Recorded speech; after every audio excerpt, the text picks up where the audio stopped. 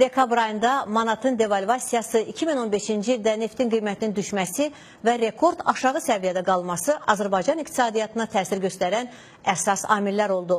Ekspertlər 2016-cı ildə Azərbaycan iqtisadiyyatının dirçəlməsi, sosial-iqtisadi durumun yaxşılaşdırılması və əhalinin sosial müdafiəsinin təmin edilməsi ilə bağlı təkliflərini irəli sürür və islahatların keçirilməsinə çağırır. Mövzunu müzakirə etmək üçün tanınmış vəkil Aslan İsmailov Skype vasitəsilə proqramımıza qoşulur. Siz sosial mediada ölkədə sosial-iqtisadi durum və bunun səbəbləri, vəziyyətdən çıxış yolları ilə bağlı fikirlərinizi bildirmişsiniz. Bu baş verənlər təsadüfdür, yoxsa qanuna uyğunluqdur və bunun səbəbləri nədir? Bu baş verənlərdə təsadüf varsa da, o da Böyük Azərbaycan hakimiyyətində təmsil olunanların əksəriyyətidir. Baş verən bugünkü durum isə bu real 10 ildir aparılan siyasətin nəticəsidir. Ona görə ki, 2005-ci ildən başlayaraq bu barədə Aynur TV kanalında dəfələrlə mənim çıxışım olub. Orta və iri sahibkarlığın məhvi, iqtisadiyyatın bütün sahələrində total korrupsiya, məmurlara paket verilməsi, yəni artıq korrupsiyanı bir idarə etmə mexanizminə çevrilməsi, məmur ordaşlığı, bütün sahələrdə olan inhisarçılıq, ədalətsiz, bazara oxşar məhkəmələr, bütün sahələrdə keçirilən saxta seçkilər, bələdiyyə, parlament seçkiləri, hüquq mühafizə orqanlarının özbaşınalığı, bunlar hamısını bu günləri labud edirdi və bu barədə dəfələrlə ölkədə olan şəxslər hakimiyyəti xəbərdarlıq edirdi. Çox təəssüf edirik ki, hakimiyyət buna heç bir fikir vermədi və öz yolunu davam etdi. 2015-ci il Azərbaycan iqtisadiyyatı üçün ağır illərdən biri kimi dəyərləndirilir. 2016-cı ildə böhranlı vəziyyətdən çıxmaq üçün sizin təklifləriniz nədən ibarətdir? Birinci növbədə Azərbaycan hakimiyyəti, ölkə rəhbərliyi əhali ilə səmimi olmalıdır. Bugün, yəni biz artıq böhrana girdiyimiz gündən bu günə qədər Azərbaycan hakimiyyəti əhali ilə qeyri-səmimi davranır.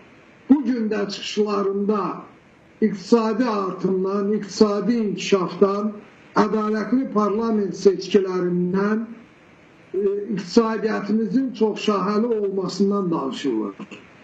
Birinci növbədə əhali ilə səmimi olmalı, etiraf olunmalıdır ki, bəli, səhvlər olub, əhalini anlayışla yanaşıb bu situasiyadan birlikdə çıxmağa çağırmaq lazımdır. Bundan başqa, Amerika kimi böyük bir dövlətdən təmsil olunan nazirliklərdən bizdə nazirliklərin, komitələrin sayı 4 dəfə artıqdır. Onlar təcili ləğv olunmalıdır. Ona görə ki, Azərbaycanda nə qədər məmur varsa da, o qədər əhaliyə mane olan maniyələr var. Ona görə ki, Azərbaycan məmuru səhər işə gedəndə ancaq bir fikirlə gedir. Əhalinin hansı işinə əngəl törədib onlar rüşvət alın. Bu şuur dəyişdirilməlidir. Nazirliklərin, komitələrin sayı maksimum 10'a indirilməlidir. Bu əlbəttə ki, böyük sayda işsizlik ordusu əmələ gətirəcəkdir. Amma bu məcburdur. Ondan başqa iqtisadi azadlıq təmin edilməlidir. Monopoliya, inhisarçılıq, ortada olan azad sahibkarlığın inkişafına mane olan bütün amillər aradan götürülməlidir. Kömrük, vergi maksimum sadələşdirilməlidir. İnsanların işləməsi üçün maniyə olmaq yox, kömək etmək lazımdır. Maliyyə amnistiyası olmalıdır ki, ölkədə pul axını ölkədən olmasın. Cəmiyyətdə barış yaradılmalı, qarşı durma aradan götürülməlidir. Bu dəqiqə Azərbaycan hakimiyyəti ilə əhali arasında böyük bir uçurum var. Hakimiyyət sanki özü üçün bir virtual aləm qurubdur və yerdə baş verənlərdən əsla xəbərləri yoxdur. son günlər baş verənlər bir daha onu göstərdi. Ona görə ki, əhalinin həqiqətən acından, işsizlikdən etdikləri etirazları bəziləri güya spirtli içki ala bilmədiklərinə görə, digərləri isə içkili vəziyyətdə xaos yaratmaq istədikləri ilə əsaslandırdılar.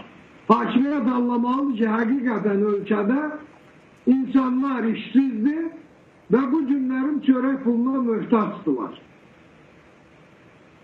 Bunun üçün də bu sözləri bugünə qədər, 2005-ci ildən bugünə qədər deyən bir çox şəxslər məhz hakimiyyəti tənqid etdiyinə görə həbsə atıldılar. O həbsdə olanlar həbsdən azad olunmalıdır. Məhkəmələr buraxılmalı, yeni bir məhkəmə sistemi qurulmalıdır.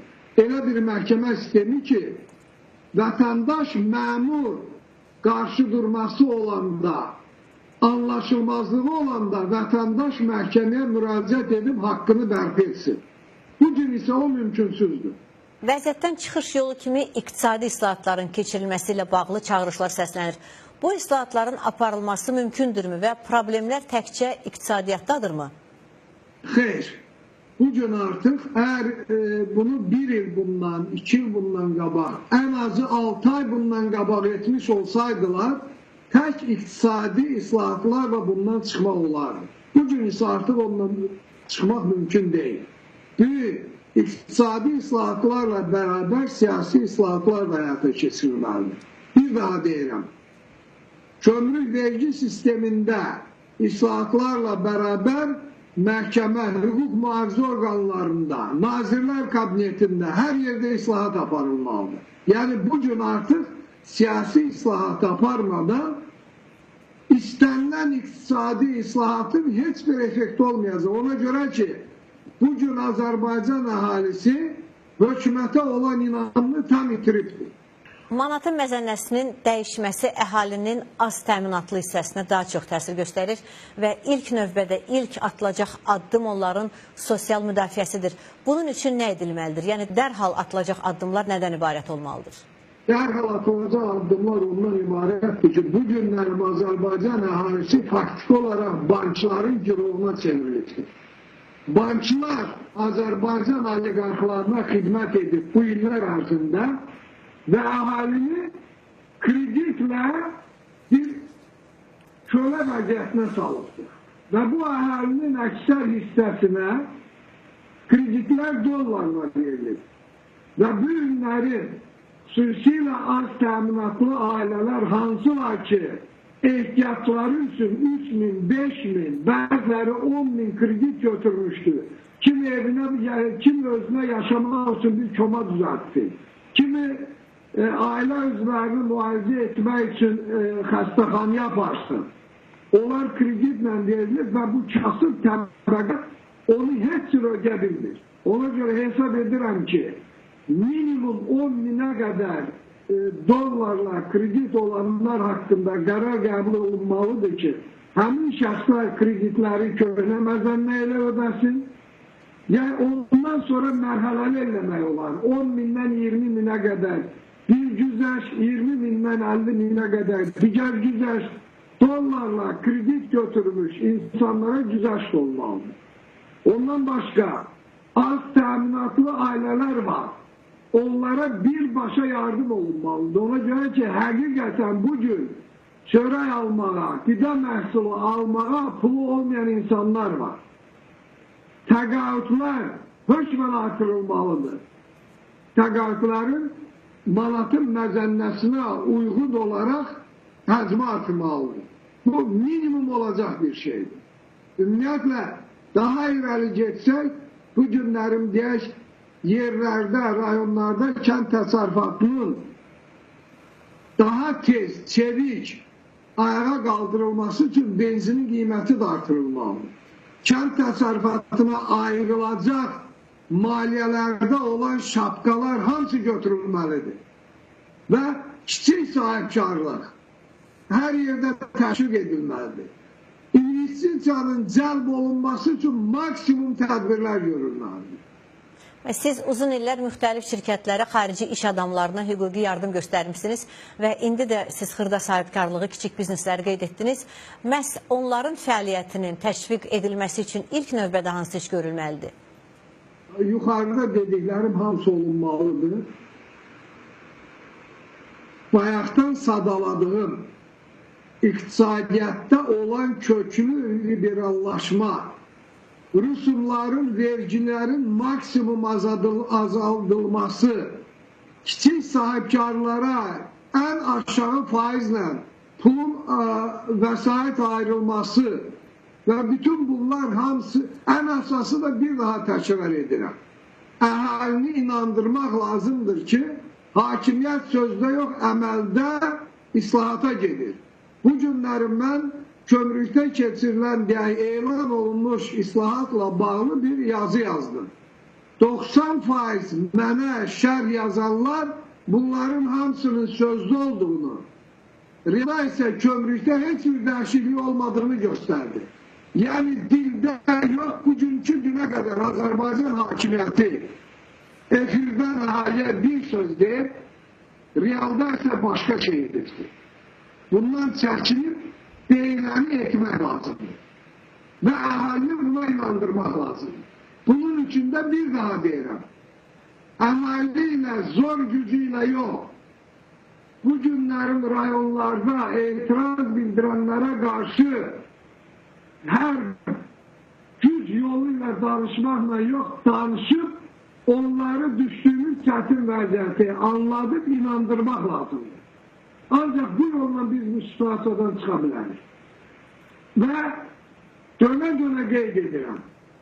İstənilən əhaliyə qarşı işlədilən zor bu hakimiyyəti və ölkəmizi fəlakət aparacaqdır.